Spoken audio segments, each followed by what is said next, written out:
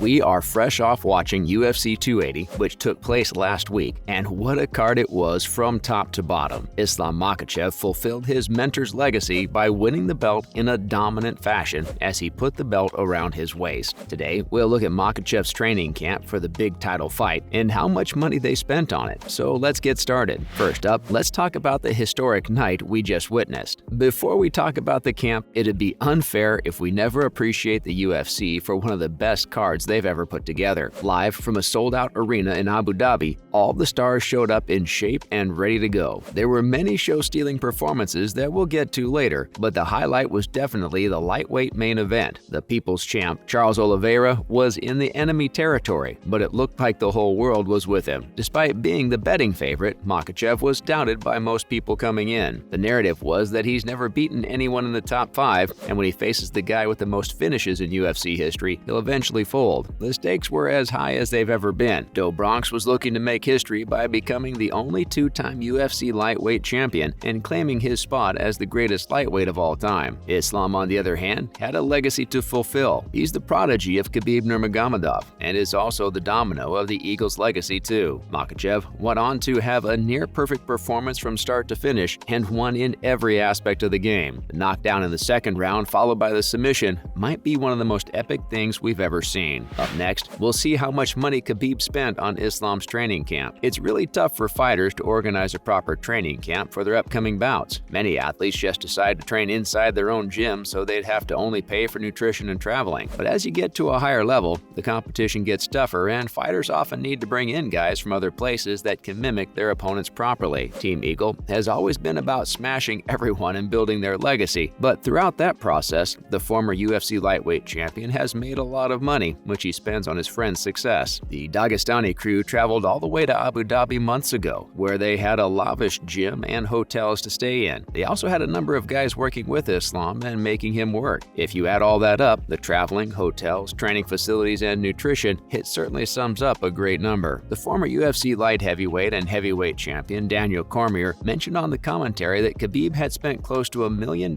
for his friend to win the title. Khabib has been the leader of that crew ever since his father, the great Abdulmanap Nurmagomedov, passed away. Coach Khabib has been nothing but successful in his endeavors, and now he wants to make sure that the next generation coming out of Dagestan gets all the success he did. It was John Anik who brought it up, and DC said it was a big investment by the greatest lightweight of all time. Next up, how much money do fighters spend on their camp? As much as Islam deserves all the credit and praise from everyone, it isn't always that you get to train at a modern training facility in UAE under the best coaches with an amazing team. Most fighters spend a couple $1,000s on their camp. Some even spend more than half their income on their fight prep to the point where they barely break even and sometimes even have to deal with a negative bank account. One example was when Michael Bisping fought Anderson Silva, and Silva had made so much money during his career when he reigned over the world as a champion. Bisping was worried he didn't have nearly enough money to train properly, and the UFC didn't help him when he asked. The former women's bantamweight champion Miesha Tate had a comeback fight a few months ago, and she spent nearly $250,000 on the training camp, which is almost all her fight purse. So all the money she made was lost in one night. Yikes. Now we'll look at Islam saying he wants to be more like Khabib. No one really enjoys being the second coming or prodigy of a guy, but the friendship these two Dagestani boys have is next level. If you've been a fan of MMA long enough, you've seen how often two guys who are on the same team and very close with one another start to turn against each other as they're about to fight. But these guys had their own plan. Khabib was supposed to retire right as Islam climbed the rankings and got the title. Makhachev was asked about how he felt about being called Khabib 2.0. His response was that he wished he could be more like Khabib. Islam talked about how every time someone from their team had a fight and had to come to the US or some other country, Khabib prepared everything. All the guys will be in the camp, all the coaches as well. He'd rent a big house for everyone to stay at and cars for people to drive around. He's not only the coach but the chief financier of all activities of that team, and he didn't ask for any money or a cut from the paycheck like all coaches usually ask for. He just felt responsible for making sure the guys had everything they needed. Perhaps that's what DC said during the UFC 280 fight. If Islam couldn't win after all these facilities Khabib provided, he'll never win a title ever, which fortunately was wrong, and he did it in brilliant fashion. Following up, let's look at the big call-out. They came in, beat the pound-for-pound number 2 fighter on the planet, and the king just happened to be sitting in the arena with his weight as a backup. The UFC featherweight champion Alex Volkanovski has been after the champ status since his third win over Max Holloway, and he got right what he deserved. And when the fight ended, the mic was passed on to Khabib, who hesitantly agreed to speak, and when he did, he made sure it had an impact. Nurmagomedov called out Volk and said they'd go to Australia to fight him next, and Islam will be the pound-for-pound best fighter in the world. Alex was called into the cage by the new lightweight champ, and he was as game as anyone's ever been. He was willing to risk it all and really believes that despite being the shorter guy, he can create some challenges for Makhachev that he isn't necessarily prepared for. After all, there's no shortage of confidence in either guy. Now let's look at Sean O'Malley's big win. At UFC 280, Sugar Sean was supposed to face his toughest test by a long shot. Petr Yan was considered the most dangerous guy by almost everyone in the division, and most people thought Sean would get exposed when he finally fights someone who could beat him up too. The fight was the best one on the card, easily the winning fight of the night. The action was back and forth, and Sugar's striking looked on point. He made one of the best boxers in UFC wrestle with him because he was getting outstruck. Sean got taken down every round, and Petr had many successful takedown attempts as well as a couple of minutes of control time. But Sean cut Yan open with his strikes and had him hurt on multiple occasions. Each round was close, and ultimately it was the Sugar show that prevailed, and Yan lost another split decision that arguably could have gone to him. Finally, is it a robbery or not? It's common for one fight on every card to be so close that when the decision gets announced, people are shocked. Many people claim robbery whenever the guy they think won couldn't get the nod. There are a lot of criteria for judging a fight. Bisping even talked about it on his YouTube channel, that even though he scored the fight for Petr,